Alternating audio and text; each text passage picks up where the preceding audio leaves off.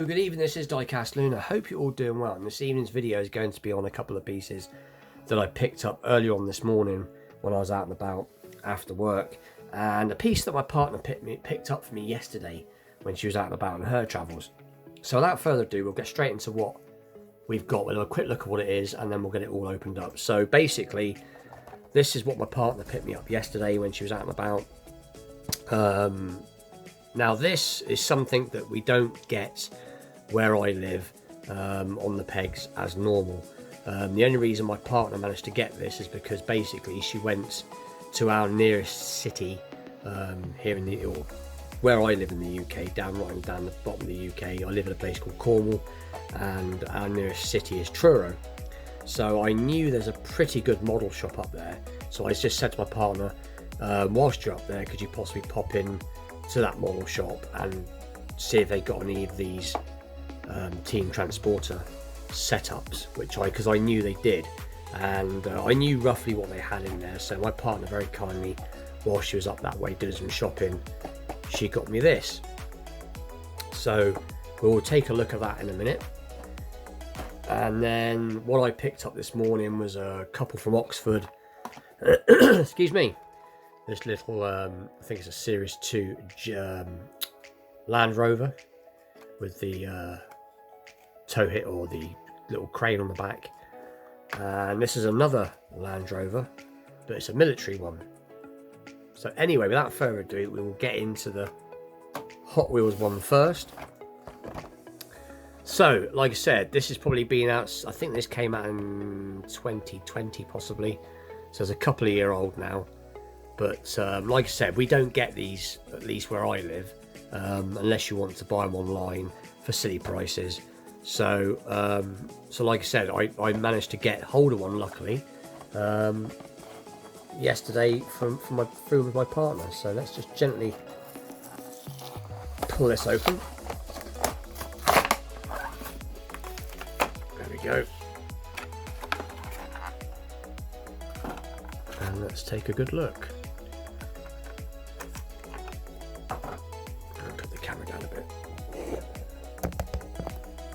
So let's take a look at the transporter first. So straight away, it's got a bit of weight to it, metal base. It actually looks like it's, I'm just trying to look, it's actually a painted metal base. You've got some pretty cool treaded real rider tyres on it. This is the retro rig.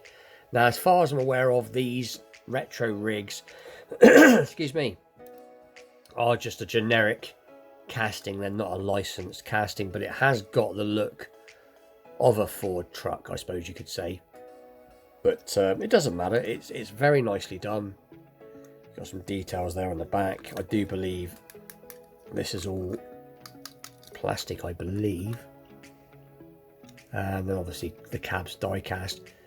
But I know a few of you out there have already got this, but for me it's quite a big deal.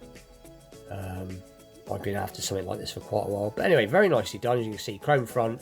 It has got the indicators tampoed in, and all the air horns are done nicely. And you've got the little running lights are all painted in nicely. So it is very nicely done. And you've obviously got these pretty cool tampos on the side, Goodyear, B&M. So it is very nicely done. Ford logos all over it.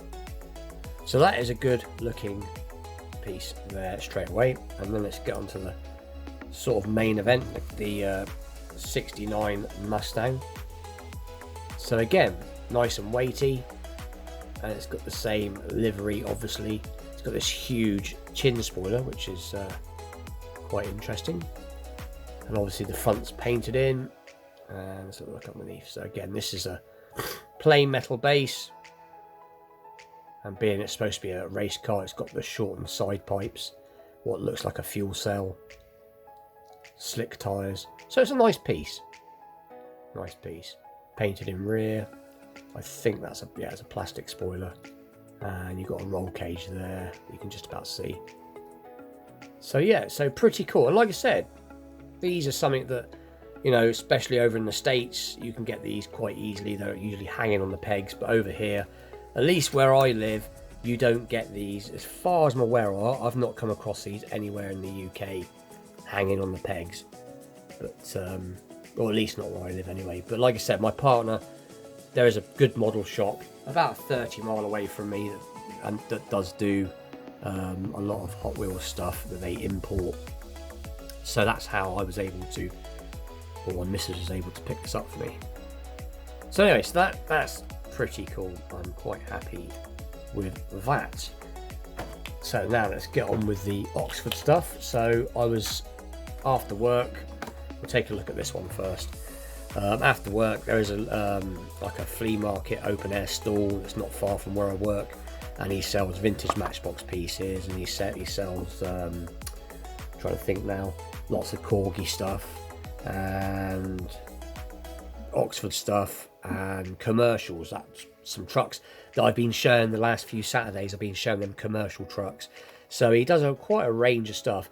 Now, I've been saying every week that I've been picking stuff up from his store that I don't do 1/76th scale, but I've actually got quite into it because a lot of the diecast that I collect is, I mean, obviously 1/64 scale is my main interest, but there's a lot, but really there's a lot of stuff like Matchbox cars aren't true 1/64 scale.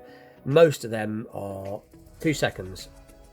Sorry about that. The neighbour's dog was barking, so I just shut the window rather quickly so he didn't have to hear it so bad. Anyway, so yeah, so I just thought, you know, a lot of Matchbox pieces are actually this sort of size. So not that I usually mix these with, you know, all my cars are usually in their actual, you know, Matchboxes with Matchbox, Hot Wheels with Hot Wheels and all that type of stuff. But anyway, what I'm trying to say is there's some pretty cool pieces in the 1/76th scale, and it's a lot cheaper. This was £4. So I'm not going to go collecting masses of this scale, but I just thought it was a cheap, you know, brand to pick up, you know, because, you know, it's cheaper solution to picking models up. So anyway, less of the gabber, and let's take a closer look. So this is the Land Rover Series 2 tow truck. So that is pretty cool. So we'll just quickly pop the box open, and we'll take it off its base as well really quickly. So if this is really that bad, you can just quickly run through this bit. It shouldn't take me more than a few seconds to do this. But yeah, I've been experimenting with brand, like I said, scale sizes recently, because I didn't want to just be tied to just 1/64 scale. You know, at the end of the day, I do like all die-cast. But so there it is. Now it is really nicely done. So this, the tow part, the towing side, this is actually metal here, which is good. It's actually metal, which is nice. And then you can see it's got the winding handle, the cranking handle. So basically the car you'd pull up with your Land Rover, and then you'd obviously wind that down and then wind it up, and you pick up the front of the car or whatever it is you're trying to tow. But for something that's such a small scale, it is done really quite nicely. As you can see, you can see the fuel cap quite clearly. You can see the door handle quite clearly. You can see all of the windscreen wipers are there. You can see the grille, you can see the front winch, plate detail, lights painted in, and you have got underneath, you've got some treaded tires, you've got some transfer case. Oxford do a really good job at this scale, but they do a good job at any scale, whether it's 1/64 or 1/76. Their 1/43 stuff is very nice. I do have some 1/46 scale, 1/43 scale. Got tongue tied there. The 1/43 scale stuff is very nice. But anyway, like I said, for its size, it is very nicely done. So, like I said, I've got a small collection of 1/76th scale now. So this will look pretty good with the trucks I've got. So anyway, so that's the first piece I picked up. And like I said, only £4. and it is good quality. Let's just move this aside a second. And then the next piece I got, which I thought was quite interesting, let's just zoom out a little bit, is this military vehicle, which again is based on a Land Rover. So we'll take a quick look at this, if I can get into it. Hang on, bear with me. This one's fighting me a bit. Now this one, I had to take to pieces. This has actually been off the plinth once, but I thought it wouldn't really be an unboxing if it's already off the plinth. So I did put it back on again. But when I got home and took a real close look at these, I noticed that the dashboard was floating around. So I took it to pieces, and I was really shocked at how something so small can have so many intricate parts. You started off, you undid these two screws here, and then this whole wheel assembly came out, and it was connected. It's all plastic, and it was all one solid lump. So all the wheel assembly came off, and it wasn't, the wheels weren't all loose. It was like there was a wheel assembly on the chassis, so to speak. And then once you took this off, there was two more screws, and you undid them two more screws on the inside, and then this piece lifted off. And then the center piece is die cast, and then the interior dropped down. I should have really filmed it really, but what I'm getting at is how many parts there was, or is, in something that is so small. I mean, when you see it from the inside, this thing not only has its steering wheel and gauges, but it has its gear stick and its high and low ratio gearbox gear stick. And I was really quite shocked at how much detail they went into. There's no way I can actually show it.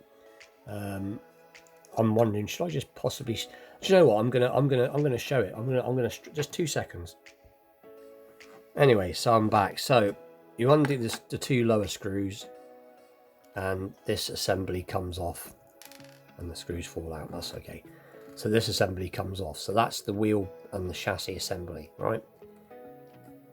And let's just move that grub screw. And then this, oh, the interior's already fell out. The interior comes out, and there's the interior. So you can see it's got the gear stick there, and you've got the high and low. I don't know if you can see it properly, but you can see it's got the main gear stick, the high and low box. You've got some of the gauges.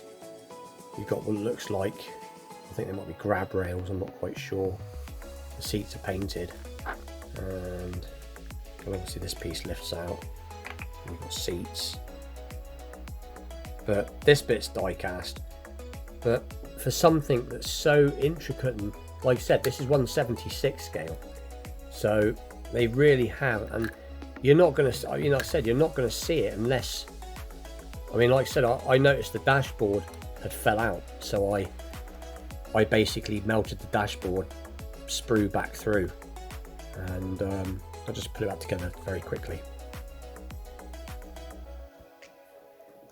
and there it is, all back together. So we can zoom out now. So like I said, just a bit of an in-depth look, but these really are really well made, and they're not expensive. But you can see again all the painted details, plate detail. So, and that's mirrors as well, which aren't painted, but at least they're there. And it rolls really nice as well, as you can see. But so yeah, so my advice is, if you ever come across any Oxford stuff, definitely give it a go. They do it in all different scales. Like I said, they do it in this scale, which is 1/76. They do it in 1/43, and they also do it in, I think they do 1/64 scale. But anyway, so that's today's finds.